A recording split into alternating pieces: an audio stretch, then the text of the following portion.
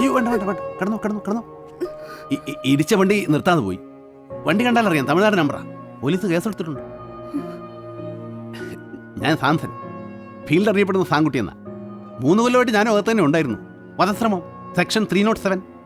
Case വായിച്ച ഞാൻ തന്നെയാ. വാദിച്ച് ഞാനൊരു നല്ല വക്കീലായെന്ന് എല്ലാവരും പറയുന്നത്. അയ്യോ പതുക്കെ പതുക്കെ തലേ നിൽക്കണ്ട. സ്കാനിങ് എല്ലാം കഴിഞ്ഞു, എല്ലാം ഓക്കെയാ. നെറ്റിയിലെ മുറിവ് മാത്രമേ ഉള്ളൂ. അത് കേട്ടപ്പോഴാണ് എൻ്റെ ശ്വാസം ഒന്ന് നേരെ വീണത്. ചത്തുപോയില്ലല്ലോ, അത് തന്നെ മഹാഭാഗ്യം. വീട്ടിലെ നമ്പർ ഉണ്ടെങ്കിൽ ഒന്ന് വിളിച്ചു പറയാം. അവരാരെങ്കിലും വന്നാൽ ഒരു സഹായം ആവുമല്ലോ. 98.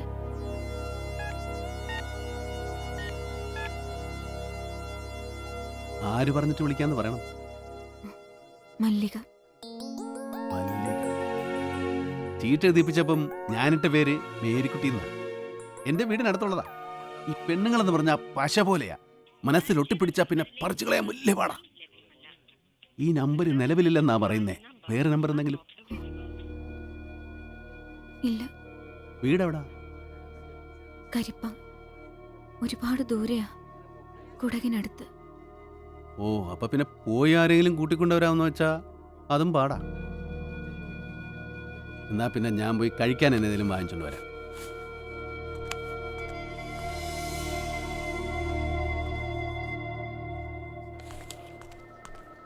എന്നതാ സിസ്റ്ററെ? 20,000 റുപ്പീസ് കൗണ്ടറിൽ അടച്ച് ബില്ലും റെസിപ്റ്റും വാങ്ങിക്കണം. 20,000 റുപ്പീസോ? അതെ, MRI തന്നെ 12ആയി. ബില്ലടച്ചാലേ ഇനി ട്രീറ്റ്മെന്റ് ചെയ്യാൻ പറ്റൂ. അയ്യോ, ഇങ്ങനെയൊക്കെ പറഞ്ഞാ ഞാൻ എന്നാ ചെയ്യാനാ സിസ്റ്ററെ? എനിക്ക് ഇങ്ങനെ പറയാനേ അറിയൂ. കാശ് കൊടുക്കാതെ ചികിത്സിക്കാനേ ഇത് ധർമാശുപത്രി ഒന്നും അല്ല. കുറച്ചുകൂടെ ഡീസന്റ് ആയിട്ട് സംസാരിക്കണം. തലേ തൊപ്പി വെച്ച് വെളുത്ത ഉടുപ്പ് നടന്ന നഴ്സാകത്തില്ല. ഒരു നഴ്സാണെങ്കിൽ നെഞ്ചിനകത്തുള്ള സാധനങ്ങൾ വേണം. കരുണ, സ്നേഹം, ദയ, സത്യസന്ധത, സഹാനുഭൂതി, വാത്സല്യം. ഐ ആം പേഷ്യന്റ് ഇവിടെ വന്നാൽ. എന്താ സിസ്റ്റർ പ്രശ്നം? ബില്ലടയ്ക്കാൻ പറഞ്ഞതിന്റെ ബഹളാ ഡോക്ടറെ. അങ്ങനെ അങ്ങ് ബില്ലടയ്ക്കാൻ പറ്റുമോ? ഇവിടെ ചികിത്സിച്ച അസുഖം ഭേദമാകുന്നുള്ളതിന് എന്താ ഉറപ്പ്? ഞങ്ങൾക്കാണെങ്കിൽ ചികിത്സിക്കാൻ അറിയത്തില്ല. നിങ്ങൾക്ക് ചികിത്സിക്കാൻ അറിയുമെന്നും ഞങ്ങൾക്ക് അറിയത്തില്ല. അതുകൊണ്ട് ആദ്യം ചികിത്സ, അതിനുശേഷം പൈസ. പറഞ്ഞ നേരാ. മിസ്റ്റർ, നിങ്ങൾ എന്തു പറഞ്ഞാലും ബില്ലടച്ചേ പറ്റൂ. ഡോക്ടറെ ഭാര്യയെ വണ്ടി ഇടിച്ച് റോട്ടിൽ കിടന്ന ഡോക്ടർ ഭാര്യയെ ആശുപത്രി എത്തിക്കൂ, അതോ പൈസ എടുക്കാൻ ബാങ്കിൽ പോകും? ഞാൻ പറഞ്ഞ ന്യായം. നാളെ നേരം വെളുത്ത് ബാങ്ക് തുറക്കാതെ പൈസ കിട്ടത്തില്ല. അല്ലെ പേഷ്യന്റ് ഇവിടെ കിടന്നോട്ടെ, പൈസ അടച്ചിട്ട് തിരിച്ചു തന്നാൽ മതി. എന്താ അതിനായല്ലേ? പിന്നെ ഡോക്ടറിങ് വന്നേ. ഡോക്ടർ ഇത് ചളം കേസാ, ഒതുക്കി തീർക്കുന്ന ബുദ്ധി. നാളെ വല്ല പത്രക്കാരറിഞ്ഞാലേ നാണക്കേട് നമുക്കിവിടെ. അതുകൊണ്ട് ഡോക്ടർ വയ്ക്കോ. സാറേ, നാളെ രാവിലെ ബാങ്കൊക്കെ തുറന്ന ശേഷം സാറ് സാവധാനം ക്യാഷ് അടച്ചാൽ മതി. പ്രശ്നം തീർന്നില്ലേ? അങ്ങനെ മര്യാദക്ക് സംസാരിക്കേ. ദേ, ഇതിന്റെ പേരിലെങ്ങാനും അവൾക്ക് മരുന്ന് കൊടുക്കാതിരിക്കോ മറ്റോ ചെയ്താ ഡോക്ടറാണെന്ന് ഞാൻ നോക്കത്തില്ല. ഞാൻ ഡോക്ടറല്ല, സിസ്റ്ററാ. എല്ലാ സിസ്റ്ററും എനിക്ക് സിസ്റ്റർ അല്ല സിസ്റ്ററെ. ഞാനല്ലേലും അങ്ങനെ നാക്കെടുത്ത് വെച്ചൊരു 4 അടിപ്പൻ ഡയലോഗ് അടിച്ചാൽ ആരായാലും വീഴും. അപ്പം വിളിച്ചു സാറേന്ന്, നമ്മളെ സാറേന്ന്. പക്ഷേ നാളെ രാവിലെ 10 കഴിഞ്ഞാൽ പറഞ്ഞത് പാമ്പാകും. തിരിച്ചു കൊത്തും മുമ്പ് ഒന്നിൽ പൈസ അല്ലെങ്കിൽ എന്റെ കയ്യില് ഒരു 5,000 രൂപയുടെ അടുത്തേ ഉണ്ടാവൂ. ഞാൻ എൻ്റെ കയ്യിലുള്ളത് കൂട്ടിയാലും 20,000 തികത്തില്ല. അപ്പം പിന്നെ ഒരു വളഞ്ഞ വഴിയെ മനസ്സിൽ തോന്നുന്നു. ധൈര്യം ഉണ്ടെങ്കിൽ നാളെ നേരം വെളുക്കുന്നതിന് മുമ്പേ മുങ്ങുക. ഞാൻ പുറത്ത് കാത്തു നിൽക്കാം. ആര് ചോദിച്ചാലും ചായ കുടിക്കാൻ പോണെന്ന് പറഞ്ഞാൽ മതി.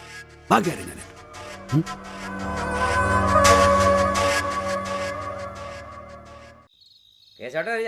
ആയിക്കോട്ടെ.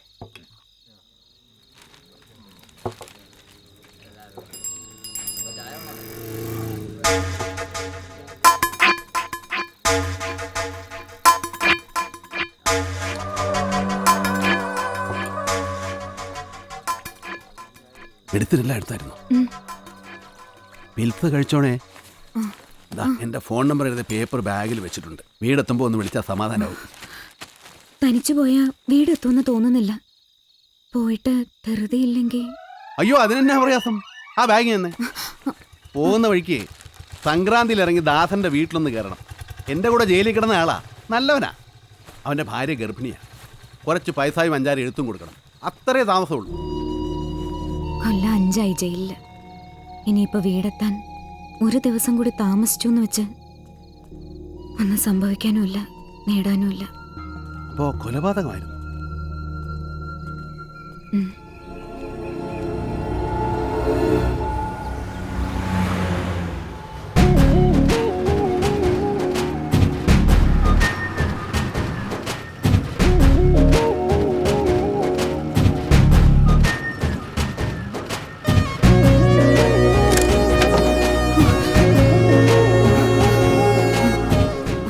ഉറങ്ങി.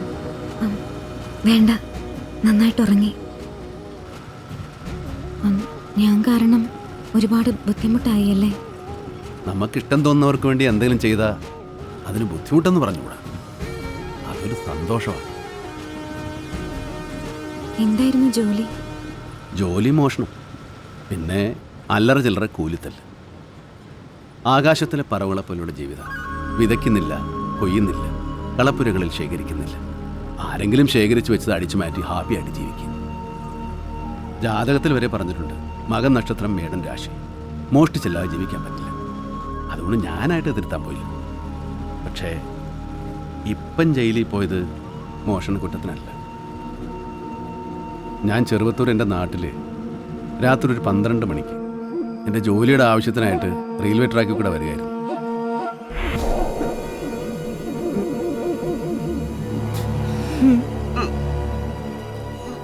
എന്റെ കർത്താവിശ്വമശിയെ, ഇത് പോളി ചേട്ടനല്ലേ?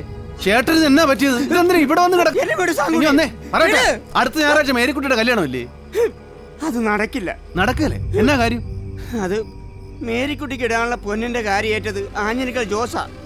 കെട്ടി കഴിഞ്ഞ് കാശ് കൊടുക്കാന്ന് പറഞ്ഞ് അവൻ സമ്മതിക്കുകയും ചെയ്തു. പക്ഷേ ഇന്ന് അവൻ വാക്ക് മാറ്റി. കാശ് കൊടുത്താലേ പൊന്ന് തരൂന്ന്. ഞാൻ കൂട്ടിയെ കൂടില്ല. എന്റെ മുന്നിൽ വേറെ വഴിയില്ലേ സാക്കുട്ടി. സാക്കുട്ടി പോയിക്കോ, ഞാൻ തീരുമാനിച്ചു കഴിഞ്ഞു. നിങ്ങൾ ചത്തതുകൊണ്ട് മേരിക്കുട്ടിയുടെ കല്യാണം നടക്കുമോ? ഇല്ല. അതും പോരാഞ്ഞിട്ട് ജീവിതകാലം മുഴുവൻ അവൾക്ക് കണ്ണീരും. അപ്പൻ്റെ വക സമ്പാദ്യം രാഗാൻ നടക്കുന്നു. കട്ട മുതൽ കൊണ്ട് മോളെ കെട്ടിക്കാൻ തയ്യാറാണ് എങ്കിൽ സ്വർണം ഞാൻ കൊണ്ടുതരാം. ആരും അറിയത്തില്ല. പൊളിയേട്ടൻ വാ, കല്യാണം നടക്കും.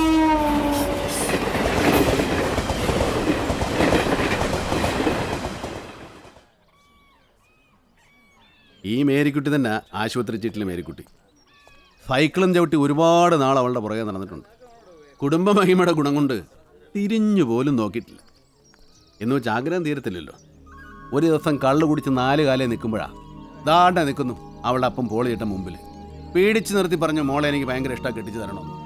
പുള്ളിക്കാരൻ്റെ നല്ല ബുദ്ധിക്ക് തല തെറിക്കുമ്പോൾ ഒരു ആട്ടും 4 തെറി അത്രേ പറഞ്ഞുള്ളൂ. അടിച്ചതൊക്കെ കത്തിപ്പോയി. അതോടെ ആ പൂതി ഞാനങ്ങ് വിട്ടു. ഒടേ തമ്പുരാൻ്റെ ഓരോ കോമഡി നോക്കണേ. കെട്ടാൻ ആഗ്രഹിച്ച പെണ്ണെ കെട്ടിച്ചു വിടാനുള്ള യോഗം ആ പുള്ളിക്കാരൻ എന്നെ ഏൽപ്പിച്ചു.